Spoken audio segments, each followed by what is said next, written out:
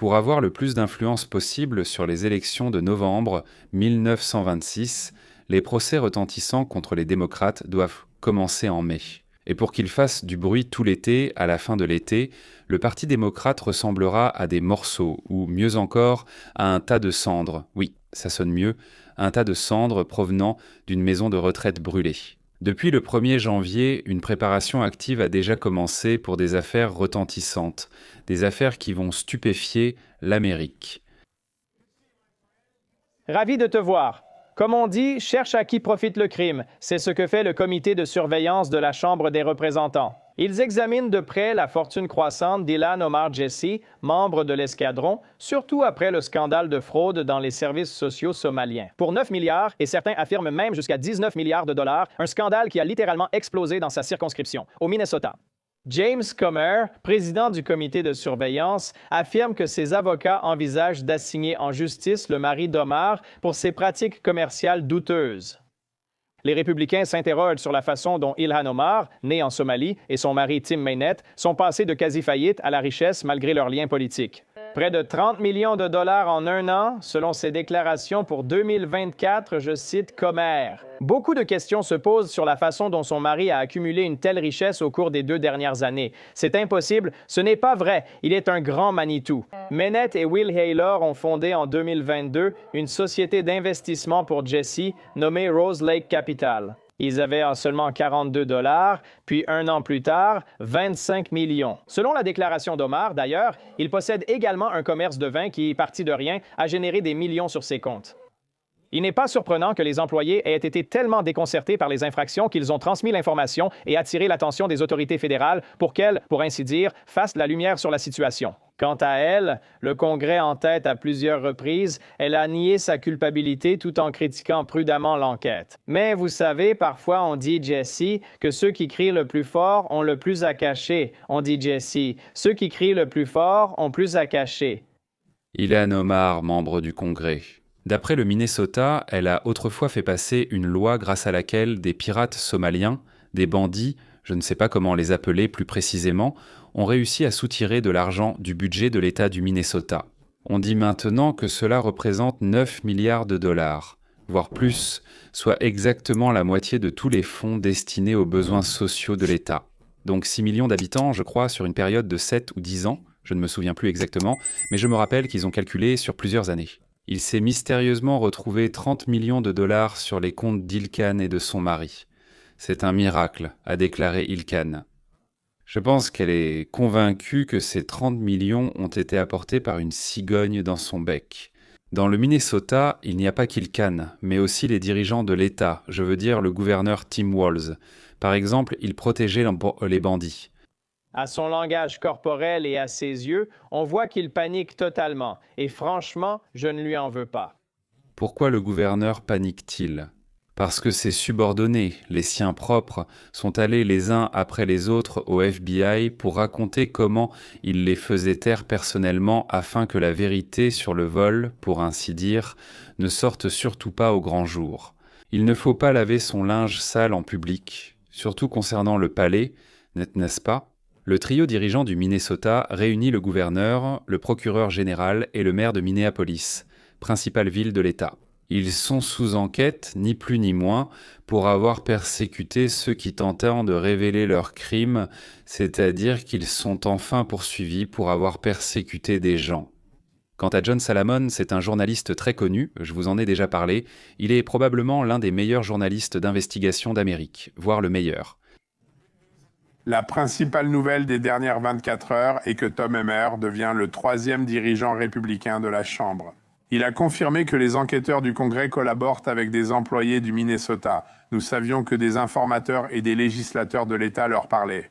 Ils sont maintenant devenus des informateurs fédéraux et du Congrès et signent des dépositions écrites. Et ce que, selon Tom Emmer, il y a dans ces dépositions, ce sont les paroles des gens. J'ai parlé au gouverneur Tim Walz et à son équipe de cette fraude, disant qu'elle devait cesser, mais ils n'ont rien fait et ont détourné le regard. C'est très important. Maintenant, Tom Emmer a déclaré « Je pense que cela suffit pour l'inculper et lui passer les menottes ». C'est un moment très important maintenant parce que le Congrès va prendre ses témoignages, il va faire une saisine pénale et il y a un procureur des États-Unis dans le Minnesota, sans éclat, sans glamour, mais il prépare des actes d'accusation et ils sont déterminés. Et il est très probable que Tim Walz ne se présentera pas seulement devant le Congrès. Mais ces preuves, si le Congrès les transmet au procureur des États-Unis et au ministère de la Justice, pourraient faire de Tim Walz une personne impliquée ou la cible de cette enquête. Messieurs Gernova, la justice avance incroyablement lentement, et les lois aux États-Unis protègent de toute leur force les accusés contre les actions illégitimes de l'État. Les pères fondateurs ont consacré énormément d'efforts pour que ce soit ainsi, afin que l'État ne puisse pas facilement nous poursuivre en justice. En commençant aujourd'hui, d'ici mai-juin, cette affaire et bien d'autres seront devant les tribunaux. Sur ce chemin, tant de saletés seront déversées que ce sera impressionnant. Le Parti démocrate, non seulement du Minnesota, mais aussi de tous les États-Unis. Ils vont en recevoir une grosse portion. Une grosse portion. Et honnêtement, à mon avis, c'est de nature criminelle, et les gens en parlent. Tim Walz est impliqué dans le vol et la corruption, protégeant les escrocs au lieu de servir la population. Il doit y avoir une responsabilité pénale, c'est pourquoi nous avons demandé des accusations. Il semble que nous progressons enfin. Et dès que vous commencez à comprendre les détails, cela devient encore plus accablant. Parce que Tim Walz non seulement a ignoré les lanceurs d'alerte, mais il a aussi détourné le regard et fermé les yeux sur tout cela. Comme nous le savons, tel un parrain de la mafia, il s'est vengé d'eux, et pas légèrement. Non, il a clairement... Il a menacé Mademoiselle Rerick. Vous avez évoqué les persécutions subies par ceux qui dénoncèrent la fraude et la corruption au Minnesota. Pouvez-vous développer? Comment les gens se sentent-ils en tirant la sonnette d'alarme? Mademoiselle Sledway, cette réaction de représailles dure depuis un moment, comme l'a indiqué Faye Bernstein dans un article de Newsweek. Dès 2019, cela a commencé pour elle. Enquête approfondie et transfert vers un autre organisme public. Contre elle, on s'est vengé de toutes les façons imaginables. Désormais, la vengeance s'intensifie. Vous allez perdre votre travail et votre maison. Nous surveillerons vos enfants et vous empêcherons de trouver un emploi dans toute administration de l'État. Pour le Minnesota, cela vise sans doute Minneapolis, Saint-Paul, Hennepin et Ramsey. Impossible de trouver un emploi là où les démocrates dirigent. C'est une chose d'être un idiot, d'avoir un mauvais gouverneur, un incapable, un salaud, mais c'en est une autre de tout savoir et de menacer les gens qui voulaient complètement débarrasser la ville et l'État des voleurs, des bandits et des escrocs. En général, pour une raison quelconque, les démocrates éprouvent de la sympathie, ils ne torturent pas, enfin ils torturent aussi, mais ils éprouvent surtout de la sympathie, non pas pour les victimes, mais pour les criminels. C'est un phénomène soit psychologique, soit politique, je ne sais pas. Ils se battent constamment pour les droits des détenus dans les prisons. D'accord, il faut des conditions humaines là-bas. Pourquoi devrait-il être très bien en prison? Je ne comprends pas, à mon avis, il ne devrait pas faire très bon d'être en prison, pour ainsi dire. Bon, ce n'est pas horrible là-bas, ce n'est pas un trou puant. Il y a quand même quelque chose, après tout, nous sommes au XXIe siècle là-bas, pas au XIVe siècle à Weber-les-Champs. JC, d'ailleurs, XIVe siècle à Vera. JC. Les conditions étaient peut-être meilleures qu'aujourd'hui. En gros, donc, les démocrates n'autorisent pas à juger. Ils n'autorisent pas à juger les voleurs, ils laissent sortir des commissariats des violeurs. C'est fantastique. On dit que demain, ça arrivera à tes enfants, mais non, ils seront protégés. Oui, ils interdisent aux services fédéraux d'arrêter et d'expulser les clandestins, même s'ils ont tué quelqu'un aux États-Unis. Même avec plusieurs cas similaires, ils ont déjà libéré des personnes ayant commis plusieurs meurtres aux États-Unis. Ils leur demandent de venir au tribunal dans 2 mois à 7 heures. Oui, je viendrai. D'accord, tu as compris ce que j'ai dit? Non, je ne comprends pas l'anglais. Eh bien, c'est comme ça. En même temps, ceux qui ont souffert n'éveillant pour une raison quelconque aucune compassion de la part du Parti démocrate. C'est un phénomène, je ne sais pas pourquoi. Eh bien, à l'exception de quelques cas, à l'exception des situations où un policier blanc a fait quelque chose à un bandit noir, même là, oui, alors toute l'attention, toute la sympathie va à la victime, au noir. Si Dieu nous en préserve, la victime était noire, on l'enterre dans un cercueil en or, et ils pleurent plus qu'aux funérailles de leurs propres parents. Ou là-bas, un membre du Make America Great Again a pris un bâton, une hache ou un fusil pour se défendre contre Antifa, Black Lives Matter ou des voyous moins organisés. Celui qui prenait le fusil, même des démocrates parfois, regardait ce qu'on leur faisait. C'est l'horreur, car il devient un criminel et il faut protéger les victimes ou potentielles victimes, à plaindre et protéger, alors que d'habitude, ils défendent moins les criminels. Le taux de criminalité ici est anormal. Tim Walz aurait menacé ses informateurs de perdre leur emploi et de devenir sans-abri. Évidemment, même une menace voilée de persécution. Le fait de suivre vos enfants et de dire que vous ne pourrez plus jamais travailler dans la fonction publique, c'est absolument impensable. Des menaces envers la famille. Encore une fois, il agissait comme un chef de la mafia. Mais encore une fois, le fond des accusations ici n'est pas vraiment nouveau, même si nous obtenons plus de détails et il semble que les accusations seront bientôt connues. Nous savions déjà beaucoup, mais cette vidéo devrait se concentrer sur les problèmes juridiques et accusations de Tim Wallace qui s'accumulent. Car il ne s'agit pas seulement de vengeance, pas seulement de complicité criminelle et de négligence, pas seulement de menaces. La dernière accusation, qui refait également surface, c'est que les employés de Tim Wallace sont accusés, je cite, de falsification de rapports. Des fonctionnaires auraient falsifié des documents pour dissimuler le détournement de fonds des contribuables. Donc, ces documents étaient censés exister, mais ils n'étaient pas là, nous les avons demandés et soudain ils sont apparus. Et au moins dans un cas, il a été entièrement fabriqué et antidaté de 2 ans pour donner l'impression qu'il avait toujours existé et avait été fait à temps.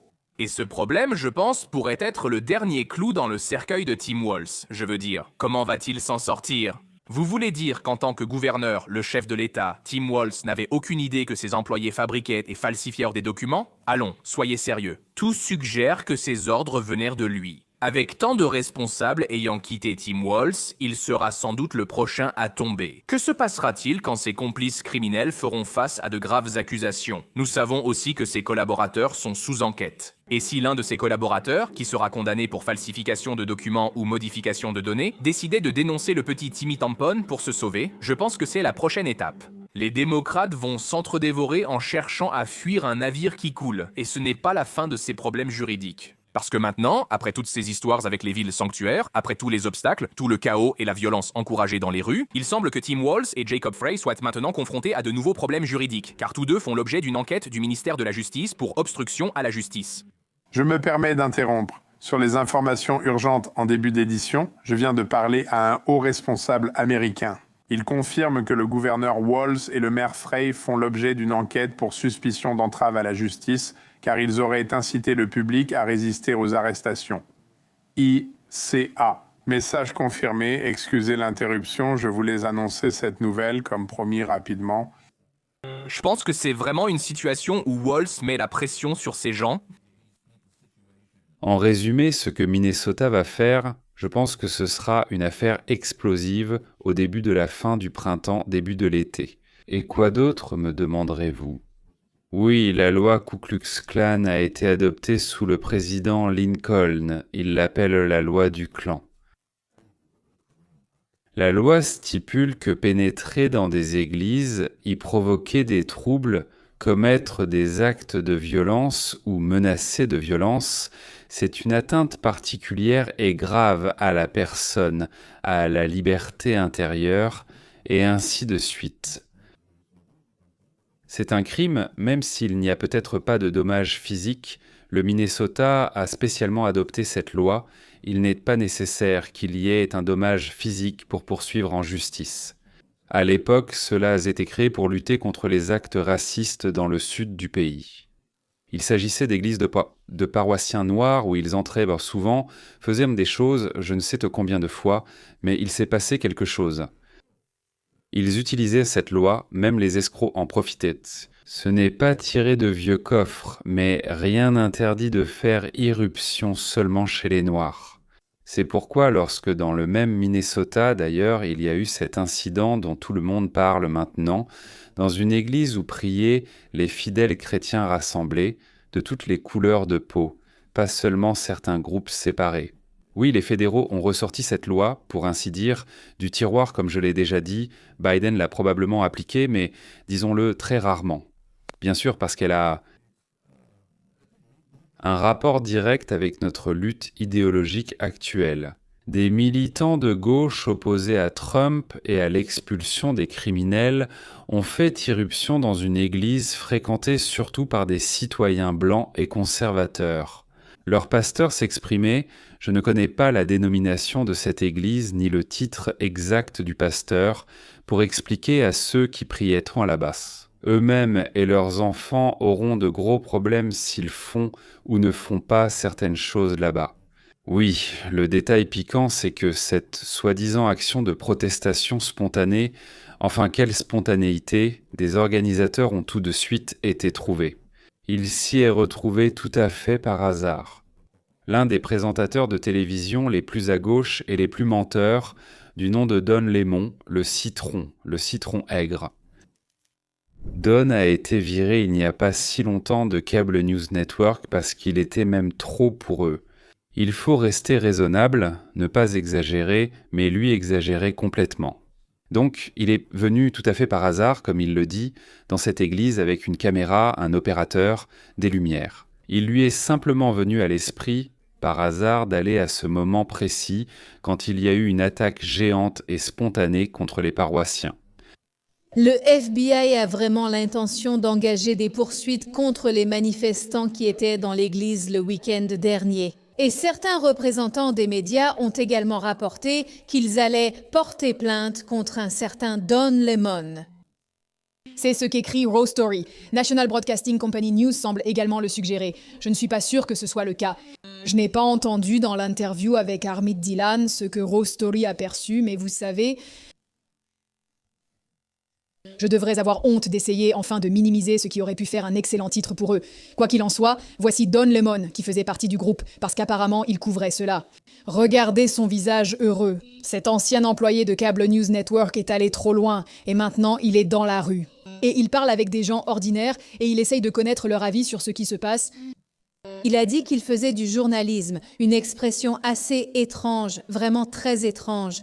En rejoignant ces manifestants, il s'est comporté comme un pot de colle, manifestant illégalement dans une église. Quoi qu'il essaie de vous dire, il n'était pas là-bas en tant que journaliste pour documenter, mais ils sont entrés dans l'église et ont manifesté, ce qui était extrêmement illégal.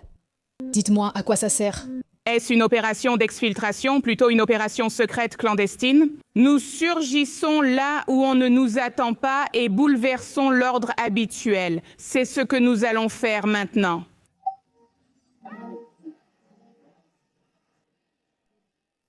Ce que c'était. Aïspar, voilà ce qu'ils disent. C'est-à-dire qu'ils font irruption dans un endroit où des gens se rassemblent autour d'une idée principale, donc ceux qui font irruption veulent semer le désordre. Honnêtement, je ne comprends pas. Qu'est-ce qu'ils peuvent obtenir avec ça? Bon, ils ont fait irruption, oui, je ne sais pas.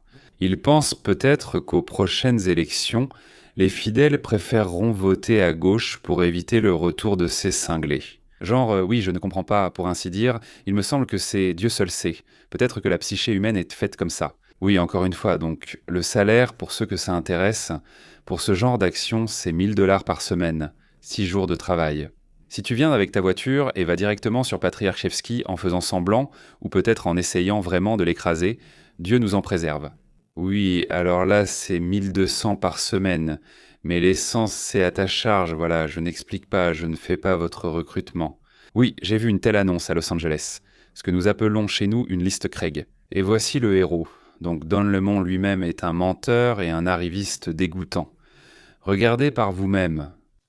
Certains disaient là-bas qu'ils n'avaient pas leur place, qu'ils ne devraient pas se sentir mal à l'aise. C'est notre maison, tout simplement. C'est le but de la protestation, mettre les gens mal à l'aise.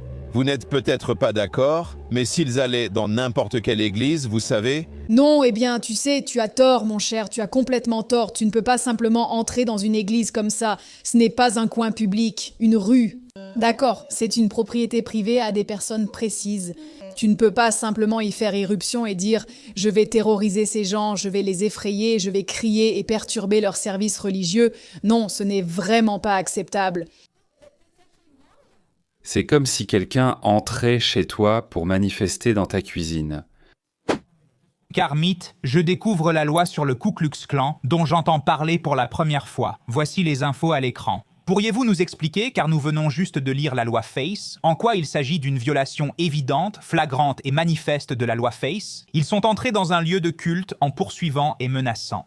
Nous avons montré une vidéo d'un homme barbu menaçant d'attaquer des chrétiens en prière, ce qui paraît clairement violer la loi FACE. La loi sur le Ku Klux Klan apparaît à l'écran. C'est la première fois que j'en entends parler. Peux-tu l'expliquer? Armit. Oui, la loi sur le Ku Klux Klan est l'une des principales lois fédérales sur les droits civiques, datant de l'époque où Lincoln a libéré les esclaves. Cependant, les États du Sud, surtout démocrates, refusaient l'égalité des droits et persécutaient systématiquement les anciens esclaves via les forces de l'ordre. Donc, la loi sur le Ku Klux Klan est une loi qui rend illégal le fait de terroriser des citoyens, de violer leurs droits civiques, de se rassembler et de conspirer dans le but de porter atteinte aux droits civiques. Souvent utilisée contre les forces de l'ordre, elle s'applique aussi désormais à d'autres personnes. Donc la loi du Ku Klux Klan, celle de 1871, mais les rôles ont complètement changé. Ce qui est drôle, c'est que à l'époque, cette loi empêchait les Blancs de terroriser les Noirs. Et maintenant, on dirait qu'on lutte contre des Noirs qui essaient de terroriser les Blancs. Combien de personnes ont été arrêtées au Minnesota? 10 000 arrestations, 9 milliards de dollars ont été volés, un grand hôpital américain a fait faillite. Et le gouverneur démocrate et le maire, qui ont essayé d'empêcher les agents fédéraux de révéler cela, font maintenant l'objet d'une enquête fédérale. Pourquoi l'hôpital ferme-t-il? Nos hôpitaux sont américains. Ils sont obligés d'admettre les malades ou les blessés, peu importe s'ils ont les moyens de payer les soins ou non. L'État ou la ville rembourse les frais de médicaments, de médecins, d'opérations, d'électricité et tout le reste. Bien sûr, l'hôpital établit une facture, indique combien de patients non payants il a pris en charge, décrit ce qu'il a fait, reçoit une certaine somme globale et, une fois par mois ou tous les 3 mois, il envoie cela à la ville ou à l'État. Cela dépend de l'hôpital. Il est rattaché soit à l'un, soit à l'autre. Et, pour ainsi dire, cela lui est remboursé depuis l'an 2000. C'est-à-dire que pendant 25 ans, nous avons dépensé ainsi 745 milliards de dollars. Donc, environ 35 à 50 milliards de dollars par an. Nous payons les soins des personnes sans argent à l'hôpital, où les dépenses atteignent 100 millions de dollars par an.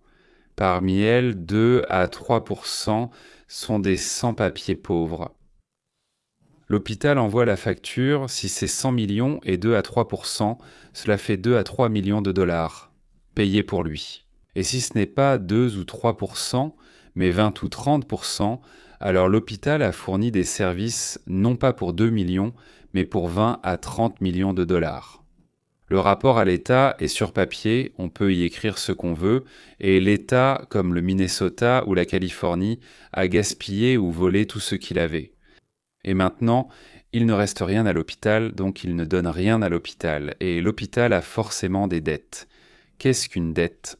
C'est l'obligation de payer les salaires médicaux et l'électricité sous peine de coupure. Essayez donc de faire des opérations sans électricité aux pharmaciens, disons, aux entreprises qui disent « Vous ne nous avez pas payé la dernière livraison, nous ne vous en fournirons pas d'autres. » Suivant.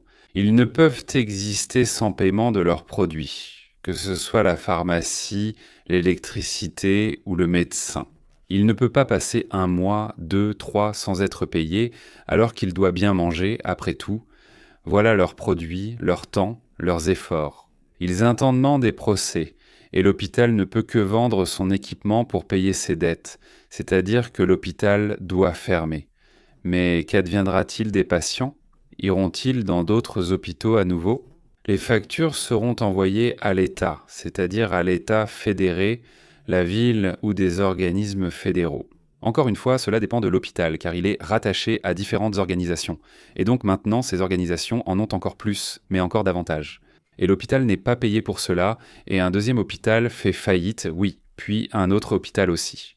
Ce processus qui a commencé dans le Minnesota s'appelle, quand les dominos tombent, oui, le processus domino, ou comme on l'appelle. Vous comprenez de quoi je parle?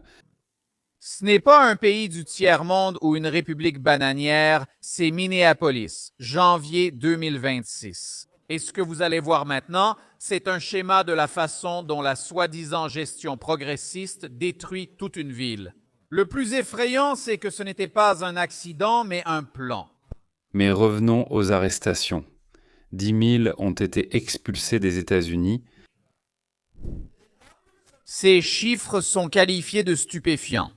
Hier, la ministre de la Sécurité intérieure, Kristi Noem, a fait une déclaration sensationnelle qui a choqué tout l'establishment politique. Plus de 10 000 criminels clandestins ont été arrêtés rien qu'à Minneapolis depuis le début du second mandat du président Trump, il y a exactement un an. 3 000 de ces arrestations ont eu lieu au cours des 6 dernières semaines seulement. Nous évoquons des meurtriers, violeurs, pédophiles et d'autres que Noem a qualifiés d'extrêmement dangereux, ayant tué des Américains, blessé des enfants et terrorisé Minneapolis. Vous comprenez que ce sont 10 000 criminels qui, non seulement étaient illégalement présents aux États-Unis, mais ont également commis des crimes pendant leur séjour, souvent des crimes graves. Le Parti démocrate faisait venir dans ces États des meurtriers, voleurs, violeurs et escrocs. Dans quel but? Oui, pour remplir leurs circonscriptions, les circonscriptions démocrates, et obtenir plus de sièges au Congrès. C'est directement lié. Ils abandonnaient les citoyens américains, leurs propres électeurs, sur un clou rouillé ou sur de nombreux clous rouillés, juste pour obtenir quelque chose au Minnesota. Par exemple, pour obtenir un siège supplémentaire au Congrès américain, combien de personnes seront tuées à cause de cela? Juste pour qu'ils obtiennent un siège supplémentaire au Congrès américain, je ne sais pas. Beaucoup, il me semble, le Parti démocrate nous aime, vous et moi, d'un amour étrange, comme ce Géorgien avec les tomates, dont vous avez sûrement entendu parler. Oui, j'aime manger, sinon non, je n'aime pas. These Single March, la plus grande opération fédérale d'immigration de l'histoire américaine. Près de 3 000 agents de l'Immigration and Customs Enforcement, des membres de la patrouille frontalière, ainsi que des enquêteurs fédéraux sont arrivés dans la ville de Minneapolis. Ce n'est pas pour une séance photo, ni pour un symbolisme vide, mais pour le triomphe d'une justice froide, sans compromis et dure, qui atteindra sûrement le sommet du gouvernement corrompu et incompétent de l'État du Minnesota. Le gouverneur Tim Walz et le maire de Minneapolis, Jacob Frey, sont enquêtés par le ministère de la Justice des États-Unis pour complot criminel contre les forces de l'ordre fédéral. Et il est nécessaire que vous laissiez ce fait s'imprégner pleinement dans votre esprit afin de vraiment apprécier et de comprendre en profondeur toute la gravité de ce qui se passe ici. Alors que les membres du gang MSXIII et les agents du cartel étaient retirés de leur rue, Tim Walz et Jacob Frey auraient, selon les allégations, œuvré pour arrêter ces arrestations. J'ai moi-même vu cette mentalité de mes propres yeux. J'ai des amis sur Facebook qui critiquent l'Immigration and Customs Enforcement, soutiennent les manifestants parce qu'ils pensent que l'administration Trump terrorise les communautés vulnérables. Ils utilisent ce terme pour cacher leurs fantasmes et tenter de comprendre ce qui se passe vraiment ici, chez les communautés vulnérables. Je veux dire, ce niveau de gaslighting que nous observons ici remet complètement en question la notion même de bon sens élémentaire. Donc soit la direction du Parti démocrate est composée d'idiots, soit ils nous prennent, vous et moi, pour des idiots. Il me semble que la deuxième option est plus plausible. Ils nous prennent pour des idiots. Ils savent ce qu'ils font et qu'ils commettent des crimes, évidemment. Comment l'ignoreraient-ils?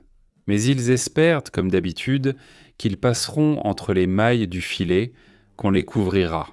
Les juges sont des leurs, les procureurs aussi. Ils annuleront le procès, et même s'il y a un procès, ils seront acquittés ou recevront une amende de 8 roubles 14 kopecks. Le Parti démocrate paiera, le maire et la presse seront avec eux, des politiciens corrompus des deux partis les soutiendront. D'ailleurs, les groupes de combat entraînés et payés par les démocrates, les Antifa, Black Lives Matter, les suffragettes, les cinglés, les personnes transgenres. Oh mon Dieu, j'adore ce mot au point de ne pas pouvoir le prononcer. Des tueurs préparés à la vengeance, zombifiés par les méthodes de Goebbels, des Clinton, des Obama. Ils sont nombreux, messieurs. Oui, ils sont nombreux. Mais n'oubliez pas que cela nous plaît beaucoup. Quand vous devenez sponsor de la chaîne, cela aide. Et aussi ce que vous trouvez sur cette chaîne, cela... La vraie vie de l'Amérique. Je n'ai jamais entendu ni vu les Américains de l'intérieur, nulle part dans l'espace russophone. En fait, rien de ce que je vous raconte, rien de semblable à ce que nous racontons, parce qu'il y a tout un groupe qui travaille là-dessus, moi je fais juste le récit. Envoyez des copies de cette vidéo à vos amis. partagez-la, écrivez des commentaires, tout cela aide à transmettre tout ce que je présente à un large public.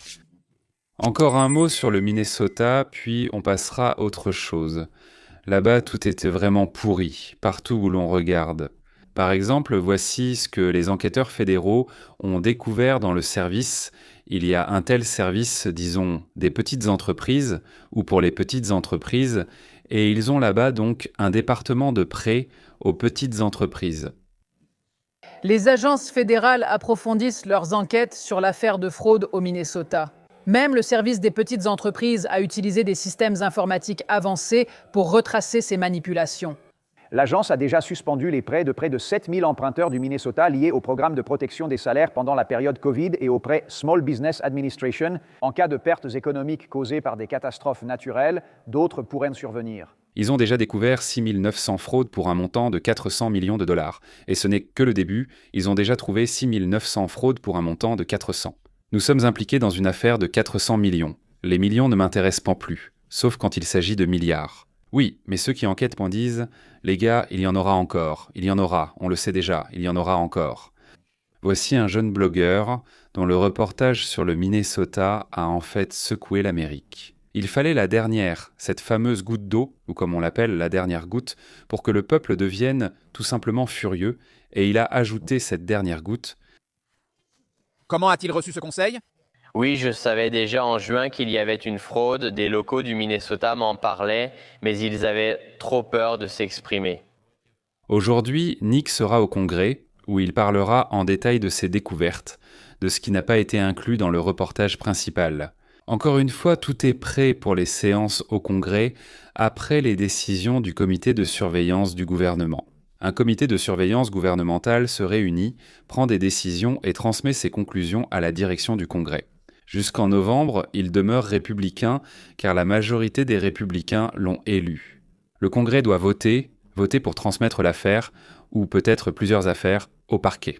Là-bas, ils préparent déjà aussi des dossiers en combinant les exigences du Congrès d'enquêter sur l'État et les documents qu'ils ont déjà rassemblés. Ils en ont déjà rassemblé pour l'été. Avec le Minnesota, les feux d'artifice, gémissements, cris et sanglots vont bientôt commencer. Je l'espère vraiment. Mais comme vous allez l'entendre, le fil va se dérouler. Je ne sais pas comment il va là-bas. Le Congrès doit voter pour le gouvernement. C'est en novembre. La majorité républicaine a été choisie. Donc jusqu'en novembre, les républicains ont été élus. Ils se sont rassemblés. Parce qu'ils craignent une réaction négative dans leur communauté. Et ces derniers mois, j'ai recueilli des informations et la personne de ma vidéo qui s'appelle David avait toutes les informations sur la fraude et c'est comme ça que j'ai pu aller tourner cette vidéo. Donc, le président déclare que ce scandale, cette fraude, pourrait maintenant atteindre jusqu'à 19 milliards de dollars. C'est tout simplement une somme d'argent stupéfiante. Eh bien, d'après l'enquête que vous avez menée, est-il possible qu'une telle somme d'argent, ainsi qu'une fraude aussi répandue, ait pu se produire sans que les dirigeants locaux en soient informés? Le maire, le gouverneur Walz et la députée Ilhan Omar, représentante locale. Je pense que la plupart, dont le maire savait pour la fraude, Frey l'a affirmé en direct à la télévision nationale. Et donc, je pense qu'il serait incorrect de notre part d'affirmer qu'ils n'étaient pas au courant de la fraude, puisqu'ils l'ont reconnu ouvertement. Ils ont admis que la fraude a duré tout ce temps sans agir. Voilà pourquoi. Quelle est votre meilleure supposition? S'ils sont vraiment impliqués ou s'ils en savaient quelque chose, pensez-vous qu'il s'agit d'un scandale de blanchiment d'argent ou simplement d'un enrichissement direct? Peut-être les deux. Ils transférèrent de l'argent par les aéroports et il est bien connu que des millions de dollars ont transité par ceux du Minnesota. Et ce qui est intéressant, c'est comment la fortune d'Ilhan Omar est passée d'un montant négatif à des dizaines de millions de dollars. En effet, c'est très intéressant. D'ailleurs, l'administration de la sécurité des transports est presque entièrement composée de... Presque tous ses employés sont issus de la communauté somalienne à Minneapolis, donc ces valises d'argent liquide représentent un autre point intéressant. Maintenant que vous avez réalisé ce reportage, je sais que vous avez été dans cette communauté pour essayer d'enquêter plus en profondeur. Avez-vous eu, disons, des commentaires de la part de la communauté somalienne? Est-ce qu'ils vous ont demandé pourquoi vous meniez cette enquête? Certains, vous savez, ont honte et disent « Nous voulons aider, cela n'aurait jamais dû arriver ». Je n'ai reçu aucun message de personne voulant aider contre cette fraude. J'y suis allé seul. Comme vous le comprenez, le Congrès prépare une enquête similaire à celle du Minnesota, c'est-à-dire sur des États, des villes, d'autres États ailleurs. Eh bien, avez-vous entendu, disons, parler de la Californie ? Oui, d'ici 4 ou 5 mois, je prédis l'avenir comme le ferait Cassandre. Nous découvrirons donc un pays furieux de ce que les démocrates leur ont fait, de Clinton à Obama, de Hillary à Kamala jusqu'à Biden, et tous les autres entre les deux. On va maintenant nous montrer de plus en plus de tromperies, de vols, d'escroqueries, puis le tonnerre éclatera. Et voici la Californie. La Californie a dépensé Plus de 24 milliards de dollars pour 5 dernières années, presque sans progrès. C'est tout en fait, jusqu'au prochain vol bien sûr, mais je voudrais terminer sur notre point le plus douloureux, appelé les élections. Comment se fait-il qu'en 2020, tout à coup, 10 millions d'électeurs de plus aient voté pour Biden chez les démocrates qu'en 12, 16 et même qu'en 24 ? Ils ont soudain trouvé 10 millions de voix, puis les ont reperdues. Où sont-elles passées ou n'ont-elles jamais existé ? Peut-être alors qui les a inventées et comment, parce que ça ressemble vraiment à quelque chose qui a été inventé. Qui falsifie les élections américaines ? Benny, tu te souviens comment l'État rouge de l'Arizona est miraculeusement passé à Joe Biden en 2020 avec seulement 10 000 voix d'écart et ça a choqué tout le monde. Ils l'ont annoncé très rapidement, puis ils ont mis des gens en prison. Si tu posais des questions, ça paraissait très suspect.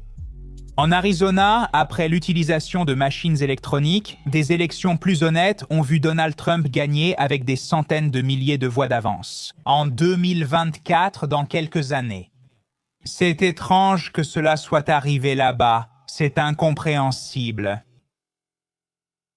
Peut-être devrions-nous demander à propos des machines ce que pensent ces voix, et l'administration Trump avait déjà posé des questions à leur sujet. Tulsi Gabbard a déclaré « Nous analysons ces machines qui modifient et interfèrent avec nos votes et avons trouvé des preuves. Regardez. » Les meilleurs gèrent cela, y compris l'intégrité électorale. Nous avons des preuves que ces systèmes de vote électronique ont été vulnérables aux pirates informatiques pendant très longtemps et qu'ils sont susceptibles de manipuler les résultats des votes exprimés.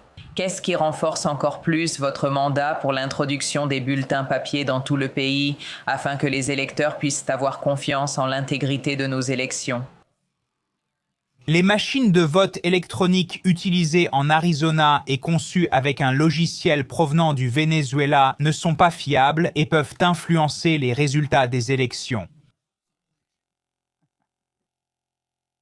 Eh bien, le président Trump n'a pas exagéré en expliquant que maintenant que Nicolás Maduro est en captivité ici, en Amérique, il a été enlevé et que nous avons désormais toutes les preuves dont nous avons besoin.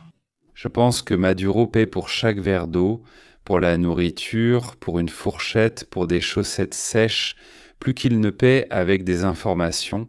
C'est Alex Jones qui paie. Sa réaction initiale à cela a été « Eh bien, nous apprendrons tout de Nicolás Maduro ». Car selon eux, tout le mal du pays et du monde venait du Venezuela. Vont-ils forcer Maduro à dénoncer Pelosi, les démocrates, Clinton et Bush pour leur implication dans le trafic de drogue? Je ne retiendrai pas mon souffle en attendant que les procureurs agissent. Mais Trump met fin aux sanctions américaines, au blanchiment d'argent, à leur soutien et à la falsification des élections.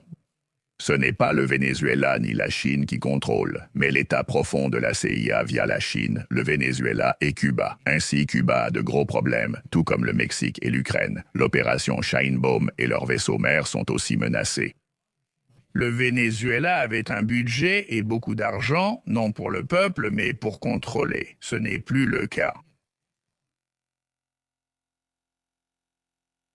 Voici ce qui va se passer. Le président Trump vient de rencontrer les élites mondiales à Davos et a réaffirmé que les élections étaient truquées et que nous avons toutes les preuves nécessaires pour poursuivre ces personnes. Lyons. C'est alors que les mondialistes ont commencé à faire de graves crises cardiaques, car beaucoup d'entre eux utilisaient les mêmes machines et les mêmes fraudes que le Parti démocrate des États-Unis d'Amérique.